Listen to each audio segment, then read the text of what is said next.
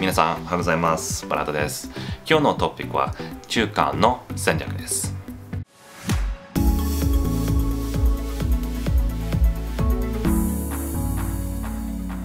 Hello and welcome back to another video. This is part 3 of the series of avoiding final office actions. If you haven't seen parts 1 or 2, I suggest you go back and watch those first, because in this video I'm going to talk about what is a new ground of rejection. Okay, so I think that it'd be better if you watch part 1 and part 2 before you watch this one. Okay, so what is a new ground of rejection? What is a new ground? New ground is defined in MPEP 1207.03A1. Now this section, it refers to appeals. This is the appeals section of the MPEP, chapter 1200. However, MPEP 706.07A refers to this section when they talk about what a new ground of rejection is, okay? The way new ground of rejection is defined in the MPEP is defined in the context of appeals, but it applies also to avoiding final office actions as well. Okay, so what is a new ground? What constitutes a new ground of rejection is a highly fact-specific question, so it's case by case, and it really depends on if the applicant, it says appellant here, the applicant, has a fair opportunity to react to the thrust of the rejection. So what does that mean exactly? I think that this case, In re Latham, is a good example. It's a case from 2011. This states a rejection relying on the same statutory basis and same prior art references. So that means you have a rejection under 103. So the new rejection is also under 103, same statutory basis and same prior art references. So it's a 103 using the same references. However, it can raise a new ground of rejection when the rejection relies on new facts or rationales not previously presented. The examiner can use the same reference and the same statutory section, 103 for example, but if they change, if they add some facts or some new reasoning about how the claim is rejected, then it could be a new ground of rejection. And basically it's about fairness. If the rejection is really very similar to the rejection in the earlier office action, it might not be a new ground. But if you look at that new rejection and you think, oh wow, this is something new, the examiner was not talking about this before, the way he's rejecting the claim here is different, that could likely be a new ground of rejection. So this case in re Latham is good guidance. So as a practical matter here, the MPEP tries to provide 5 examples that are a new ground of rejection. First here is changing the statutory basis from 102 to 103. So you had a 102 rejection in the first office action, now you've got a 103 rejection. That's a new ground of rejection. Number 2, changing the statutory basis of rejection from 35 U.S.C. 103 to 35 U.S.C. 102 based on a different teaching. So it would be a different teaching in the prior art. So the examiner cites some different portion of the prior art that teaches something different. That would be a new ground of rejection. 3, citing new calculations in support of overlapping ranges. So let's imagine your claim recites 0 to 100 Celsius, some temperature range, for example. That's a range. And the examiner cited one part of the prior art with an overlapping range. And then that's in the last office action. And now in this office action, the examiner is rejecting your claim again, but there are new calculations. So it's a different set of range calculations from the same prior art. If the examiner does that, then that should be a new ground of rejection. Number 4, citing a new structure in support of structural obviousness. So the examiner cited one structure of the prior art, and then now in this rejection the examiner is citing a different structure portion of the prior art to make a 103 rejection, that the structure was obvious. And then finally here, pointing to a different portion of the claim to maintain a new matter rejection. So let's imagine you have 2 features in claim 1, feature A and feature B. in the last office action, the examiner said, hey, feature A is new matter. And then now in this office action, the examiner says feature B is new matter. So he's saying a different feature of your claim is new matter.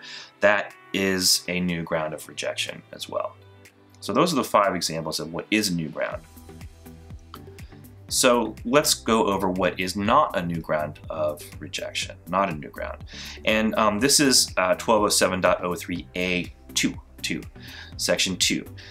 This is slightly different. The first part of this section talks about an advisory action situation. Okay, so, and I'm going to go over this quickly. You have a final office action and you amend the claims, and the examiner gives you an advisory action with rejections of those amended claims. This is the situation here, okay?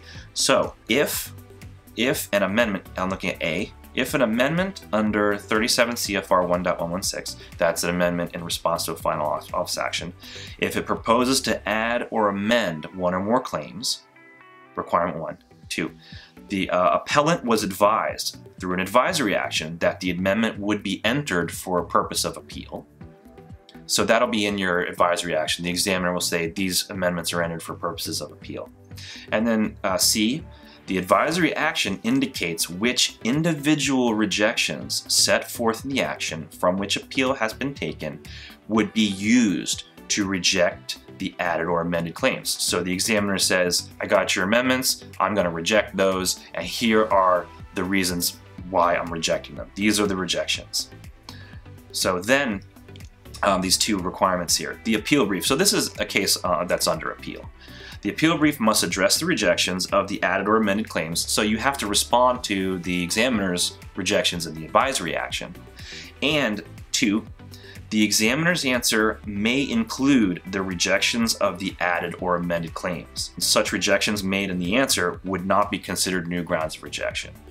So this is basically what happens is you've got a case under appeal, you amend your claims, you get an advisory action, the examiner says, I'm going to reject your amended claims, here are my rejections, and then in your appeal, you argue back against those rejections from the advisory action, and then the examiner answers you after you filed that appeal. The examiner's answer may have those new rejections of the added or amended claims there. Those are not in the final action. Those are only addressed in your advisory action. And then the rejections made in that examiner's answer would not be considered new grounds of rejection. Okay, that's a specific situation. This section also has examples 1 through 5 of what is not a new ground. So number 1, citing a different portion of a reference to elaborate upon that which has been cited previously. Elaborate just means to explain further. So the examiner cites reference A, rejects your claim, and then in the next action, the examiner is citing a different portion of the reference, maybe another paragraph, but it just explains the same rejection. It's not a new rejection, it just in more detail explains the rejection. Okay, number 2, changing the statutory basis from 103 to 102, but relying on the same teachings. So it's a different rejection, but it's the same teaching of the prior art. So that is not a new ground of rejection. Number 3, relying on fewer than all references in support of a 103 rejection, but relying on the same teachings. So that, let's imagine in the non-final office action, in the non-final office action, examiner cites references 1, 2, and 3, and now in this next action that's final, they only cite 1 and 2, but they're citing the same teachings. So in that situation, that is not a new ground of rejection. Number 4, changing the order of references in the statement of rejection, but relying on the same teachings. So this means that basically the rejection is the same, but when they reject the claims, they'll say, in the first office action, they said, claim 1 is rejected over reference A in view of reference B. And then now they say it's rejected over reference B in view of reference A. But the rejection is essentially the same. That's not a new ground of rejection. Okay. And then finally 5, considering in order to respond to the applicant's arguments, other portions of a reference submitted by the applicant. So this situation is a little different. Sometimes, for example, if you have a teaching away argument that you're using, you can submit other references that talk about teaching away, support your teaching away argument.